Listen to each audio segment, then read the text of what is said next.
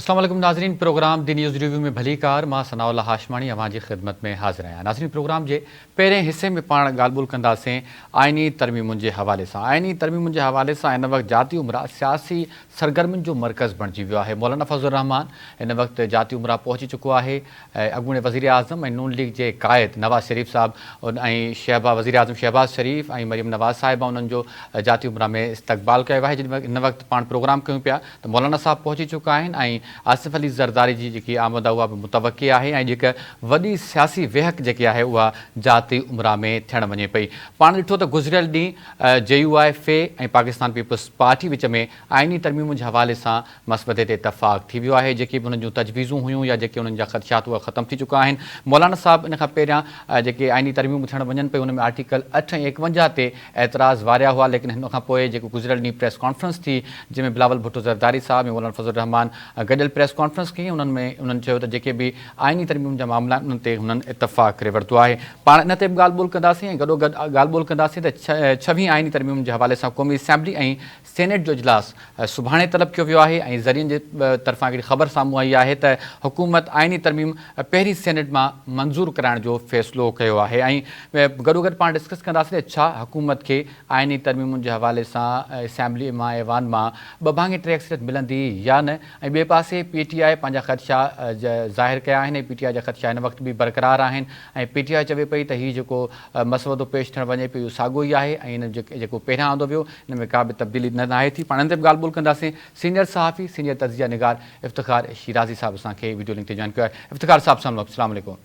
वालेकुम अस्सलाम सर, बहुत शुक्रिया आपने प्रोग्राम के लिए वक्त दिया। सर, जाती उमरा में आज जो है वो बड़ी बैठक हो रही है, मौलाना साहब पहुंच चुके हैं, कितनी कारआमद होगी आइनी तरामीम के हवाले से ये बैठक? नहीं, इसमें तो कोई शक नहीं है कि अब भरपूर कोशिश हुकूमत वक्त की जानिब से हो रही है कि इस सारे मंसूबे में, क्योंकि मौलाना फजल रहमान साहब का रोल बड़ा कलीदी अहमियत का हामिल है, गोया कि उनके वोटों के बगैर इस तरमीम को मुकम्मल करना हुकूमत के लिए शायद मुमकिन ना हो। तो ऐसे में उनको इंगेज किया जा रहा है, क्योंकि आपको मालूम है कि अभी तक मखसूस नशिस्तों से मुतालिक ना तो सुप्रीम कोर्ट से फिर कोई जवाब आया इलेक्शन कमीशन ऑफ पाकिस्तान को, ना ही इलेक्शन कमीशन ऑफ पाकिस्तान ने अभी तक इस हवाले से कोई नोटिफिकेशन जारी किया है। तो ऐसे में अब देखना ये है कि हुकूमत के पास नंबर्स अगर पूरे हो गए तो उस सूरत में भी और दूसरी सूरत में भी हुकूमत ये चाह रही है कि मौलाना फजल रहमान साहब इस सारे खेल में उनके साथ शरीक हों। तो अब जो उनके एतराज़ात हैं वो दूर हुए नहीं हुए, क्योंकि जो बुनियादी इख्तलाफ था दोनों तरफ से वो ये था कि हुकूमत वक्त कॉन्स्टिट्यूशनल कोर्ट्स बनाना चाहती है, आइनी अदालतें बनाना चाहती है, जबकि मौलाना साहब का ख्याल ये था कि आइनी बेंच बनना चाहिए, क्योंकि केसेस की तादाद बहुत ज़्यादा नहीं है, अगर इसके अलावा बहुत सारे और भी मामला थे जिनके ऊपर इख्तलाफ था, लेकिन जो बुनियादी इख्तलाफ था वो यही था कि कॉन्स्टिट्यूशनल कोर्ट्स की बजाय कॉन्स्टिट्यूशनल बेंच बनाया जाए। तो अब देखना ये है कि मुलाकातें कल बिलावल साहब की भी हुई हैं मौलाना फजल रहमान से कराची में, उसके बाद एक अंडरस्टैंडिंग बनी है कि रायविंड में जाके बैठेंगे और एक बड़ी बैठक होगी। अब ये बैठक तो हो रही है, लेकिन आज हमने देखा है कि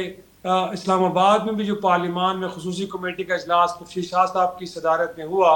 वो इजलास आज भी बेनतीजा रहा है और उसमें भी कुछ और तजावीज़ आई हैं बाप पार्टी की जानिब से, ANP की जानिब से, लेकिन कोई हतमी ड्राफ्ट अभी तक नहीं मुकम्मल किया जा सका।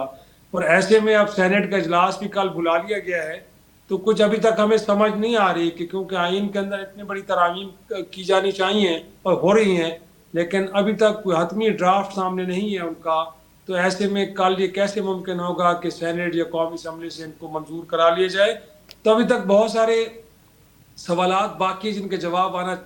भी बाकी हैं और हुकूमत की जाने से भी कोई ऐसा इंप्रेशन नहीं दिया गया कि ड्राफ्ट भी कंप्लीट हो गया है और नंबर्स गेम भी पूरे हैं। लेकिन जो एक्टिविटी चल रही है इससे तो अंदाज़ा ये हो रहा है कि हुकूमत अब 25 तारीख से पहले इस सारे मामले को निपटाना चाहती है। लेकिन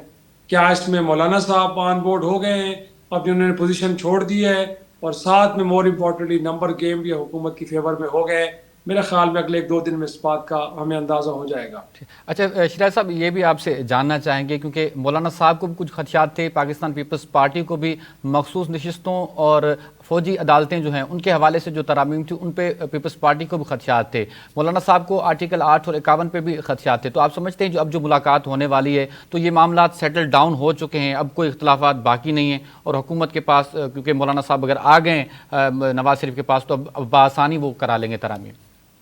جی دیکھیں، اب یہ کوئی افہام و تفہیم سے اور ایک دوسرے کے ساتھ ایک ڈسکشن کے بعد ایک بہتر انڈرسٹینڈنگ کے ذریعے اور مولانا صاحب کے جو خدشات تھے ان کو دور کیا گیا ہے،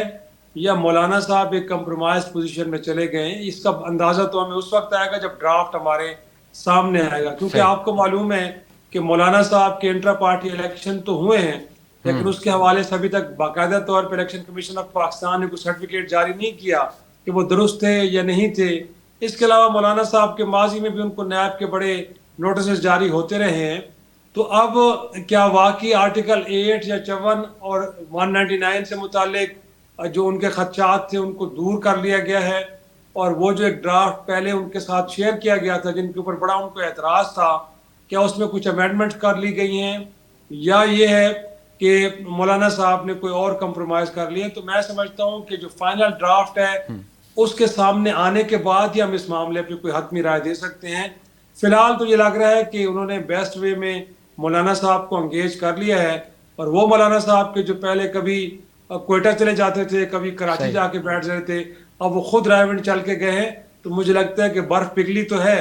لیکن کس حد تک پگھلی ہے اور کیا وہ فوجی عدالتیں اور دیگر معاملات کے اوپر حکومت پیچھے ہٹی ہے یا مولانا صاحب اپنے سٹینڈ سے پیچھے ہٹے ہیں، تو میرے خیال میں اس کے لیے شاید کل تک کا ہمیں انتظار کرنا پڑے گا۔ صحیح۔ اچھا شیرازی صاحب، پی ٹی آئی کے حوالے سے بھی آپ سے جاننا چاہیں گے، پی ٹی آئی کہہ رہی ہے کہ مسودہ وہی برقرار ہے، اس میں کوئی تبدیلی نہیں ہوئی ہے، تو کیا سمجھتے ہیں پی ٹی آئی اس آئینی ترامیم کا حصہ بنے گی؟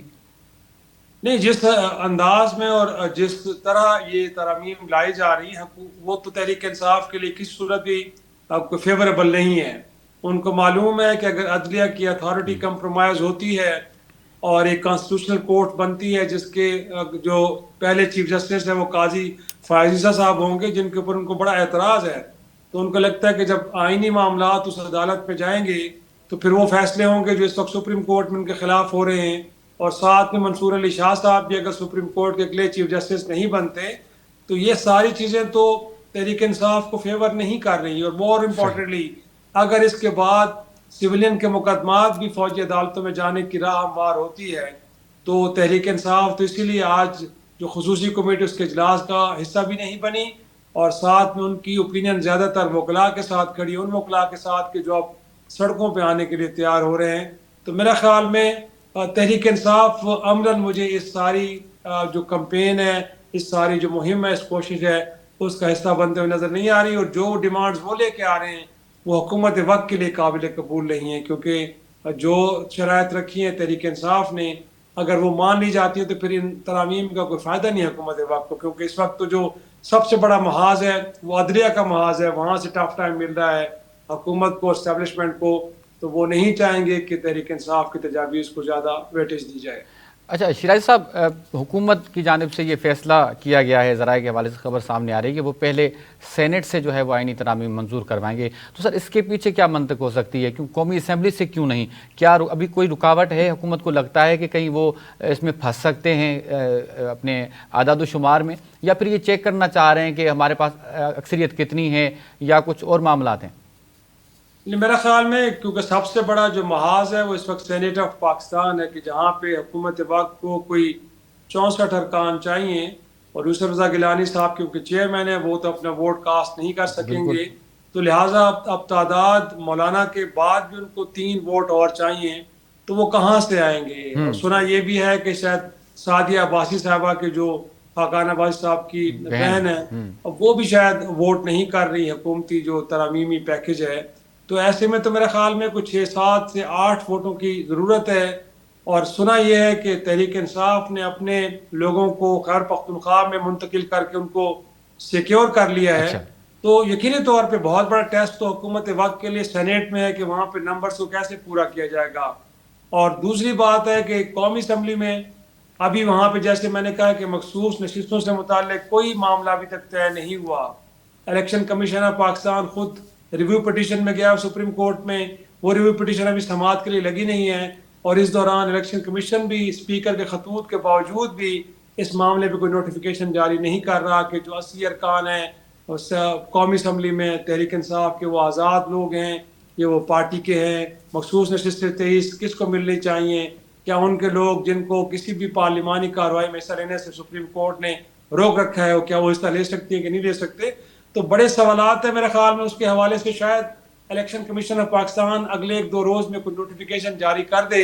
تو اس سے حکومت وقت کے لیے وہاں پہ ایک سہولت پیدا ہو جائے گی کہ اگر آزاد ارکان فلور کراسنگ کرتے بھی ہیں تو ان کی نااہلی ضرور ہوگی بٹ ان کا ووٹ کاؤنٹ ہوگا. تو میں سمجھتا ہوں کہ کچھ اس طرح کے ارینجمنٹس ہیں کہ جن میں بھی تھوڑا وقت درکار ہے. شاید یہی وجہ ہے کہ حکومت پہلے سینٹ آف پاکستان میں اور اس کے بعد قومی اسمبلی میں اس معاملے کو لے کے جانا چاہتی ہے. اچھا شیراز صاحب، حکومت اگر یہ اپنا آئینی عدالتیں بن جاتی ہیں تو حکومت کیا حاصل کر سکتی ہے، ان سے کیا فوائد اٹھا سکتی ہے؟ یا پھر یہ جو مولانا صاحب کا مطالبہ ہے کہ آئینی بینچ بنایا جائے، یا حکومت اس طرف جائے گی؟ دیکھیں بینچ کی طرف تو نہیں جائے گی. بینچ کی طرف جاتی ہے تو اس کا مطلب ہے کہ آئینی ترامیم نہیں ہو رہی، اور صرف کانسٹیٹیوشنل کورٹس بنانا مقصود نہیں ہے، بلکہ اگر آپ جو ترامیم ہونے جا رہی اس کا مسودہ پڑھیں جو بھی حتمی بھی نہیں ہے، لیکن اس میں جو ہمیں ایسنس ملتا ہے وہ یہی ہے کہ اس وقت سپریم کورٹ کی اتھارٹی کو بھی کمپرومائز کیا جا رہا ہے. چیف جسٹس کے انتخاب سے لے کے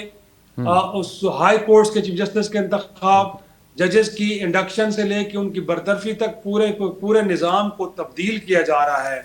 تو ایسے میں اگر حکومت کانسٹیٹیوشنل بینچ کی طرف جاتی ہے تو اس صورت میں تو سینئر ترین جو جج ہے اس وقت سپریم کورٹ میں تو منصور علی شاہ صاحب ہیں. پہلے مرحلے میں تو ان کو نوٹیفیکیشن جاری کرنا پڑے گا بطور چیف جسٹس. صحیح. اور اس کے بعد اگر یہ بینچ بن بھی جاتی ہے تو میں نہیں سمجھتا کہ حکومت وقت پھر 8 فروری 2024 کو انتخابات کا جو آڈٹ ہے جو ان کو سب سے بڑا خطرہ ہے، اور اس وقت ٹریبونل کی تشکیل ہو رہی ہے کہ جس کا اختیار الیکشن کمیشن کو دیا گیا ہے، میں سمجھتا ہوں یہ ساری چیزیں ریورس ہوں گی اور حکومت ایک مشکل صورتحال کا شکار ہو جائے گی. کیونکہ تحریک انصاف کی جو پٹیشن ہے الیکشن سے متعلق وہ پچھلے 6-8 ماہ سے پینڈنگ پڑی ہے. منصور علی شاہ صاحب اس کو بھی لگائیں گے، اور اگر عام انتخابات کا آڈٹ ہوتا ہے تو پھر فارم 47-45 کی جو کہانی ہے وہ بھی کھل کے سامنے آئے گی. تو قومی اسمبلی کے اندر نمبر گیمز یکسر بدل کے رہ جائیں گے، اور حکومت کو سب سے بڑا خطرہ ہے اسی بات کا. لہٰذا یہ ترامیم جو لائی جا رہی ہیں صرف کانسٹیٹیوشنل کورٹس بنانے کے لیے نہیں. بالکل درست بات ہے کہ ٹوٹل کو 146 کیسز ہیں جو آئینی نوعیت کے ہیں. 146 کیسز کے لیے اتنی بڑی عدالت بنائی جا رہی ہے جس کو ملک کی سپریم عدالت بنایا جا رہا ہے، اور جہاں پہ 57-58 ہزار کیسز پڑے ہیں وہاں پہ ججز کی تعداد کو مکمل نہیں کیا جا رہا. تو اس سے اندازہ ہو رہا ہے کہ ان آئینی ترامیم کا بنیادی مقصد اسپیڈی جسٹس نہیں ہے، بلکہ حکومت اپنی پوزیشن کو بھی سیکیور کرنا چاہ رہی ہے اور عدلیہ کی اتھارٹی کو کمپرومائز کرنے کے لیے سب کچھ کیا جا رہا ہے. شیراز صاحب، حکومت کی جانب سے یہ تاثر دیا گیا کہ اگر کانسٹیٹیوشنل کورٹ بن جاتی ہیں تو اس سے چیف جسٹس جو ہے منصور علی شاہ صاحب بنے، اس پہ کوئی اثر نہیں پڑے گا. تو آپ سمجھتے اگر آئینی ترامیم منظور ہو گئی تو پھر شاہ صاحب جو ہیں وہ چیف جسٹس نہیں بنے گے؟ یہ تو خیر بعد میں وقت بتائے گا کہ جب آپ چیف جسٹس کے انتخاب کا طریقہ بدل دیں گے کہ گویا کہ ٹاپ 3 ججز کے نام بھیجے جائیں گے اور ان میں سے کسی ایک نام کو منتخب کیا جائے گا، تو پھر آپ کا خیال ہے کہ شہباز شریف صاحب یا آصف زرداری صاحب منصور علی شاہ صاحب کا نام پک کریں گے؟ میں نہیں سمجھتا. لیکن اس سے بڑھ کے کیا کہ جب آپ سپریم کورٹ کی اتھارٹی کو کمپرومائز کر دیں گے، وہ صرف ایک ہم کہہ سکتے ہیں کہ ایپلیٹ کورٹ کے طور پہ کردار ادا کرے گا. جتنے بھی آئینی اہمیت کے مقدمات ہیں وہ اگر اس کانسٹیٹیوشنل کورٹ میں منتقل ہو جائیں گے تو پھر اگر منصور علی شاہ صاحب چیف جسٹس بن بھی جائیں تو ان معاملات کو جو ٹیک اپ نہیں کر سکتے، نہ تو الیکشن کا آڈٹ کروا سکتے ہیں اور نہ ہی مخصوص نشستیں یا 63A یا کوئی اور جتنا بھی عوامی اہمیت کا معاملہ ہے جو پارلیمان سے جڑا ہے وہ کسی ایک معاملے کو بھی نہیں ٹیک اپ کر سکتے. تو اگر اس کے بعد وہ بن بھی گئے تو بڑے بے اثر قسم کے چیف جسٹس ہوں گے، ان کے ہاتھ بنے ہوں گے، ان کے ہاتھ میں کچھ بھی نہیں ہوگا. تو اگر وہ کہہ بھی رہے ہیں کہ اس کے بعد اگر وہ بن جائیں تو ان کو اعتراض نہیں ہوگا تو ٹھیک کہہ رہے ہیں، کیونکہ سارے کے سارے اختیارات اس کے بعد کانسٹیٹیوشنل کورٹ کے پاس چلے جائیں گے اور سپریم کورٹ کی ایک حیثیت ایک ایپلیٹ کورٹ کی رہ جائے گی، اس سے زیادہ نہیں ہوگی. ٹھیک ہے، بہت شکریہ افتخار شیرازی صاحب اپنے پروگرام کے وقت دیا. ناظرین، سینئر صحافی سینئر تجزیہ نگار افتخار شیرازی صاحب جی اوہاں ॻाल्हि ॿोल ॿुधी हिन वक़्तु जेकी मौजूदा मुल्क में सियासी सरगर्मियूं हलनि पियूं उन ते उन्हनि तफ़सीली ॻाल्हि ॿोल कई आहे ऐं ईंदड़ जेकी सूरत हाल आहे उहा केॾांहुं बि वञे उन ते बि उन्हनि अहम नुक़्ता उथारिया आहिनि. वठूं था मुख़्तसिर ब्रेक ऐं ब्रेक खां पोइ पाण ॿीहर हाज़िर थींदासीं त ॻाल्हि ॿोल कंदासीं SCO जे इजलास जे हवाले सां. त पाकिस्तान खे जेकी पाकिस्तान कामयाबी सां हिकिड़ो वॾो इंटरनेशनल इवेंट होस्ट कयो आहे उन में पाकिस्तान खे केतिरी कामयाबी मिली आहे ऐं इन जा जेके फ्रूटफुल रिज़ल्ट्स आहिनि पाकिस्तान खे कहिड़ा मिलंदा इन ते गुफ़्तगू कंदासीं. अब्दुल हमीद गुल साहब असां सां वीडियो लिंक ते मौजूदु हूंदा. वठूं था मुख़्तसिर ब्रेक ऐं ब्रेक खां पोइ पाण ॿीहर हाज़िर थियूं था.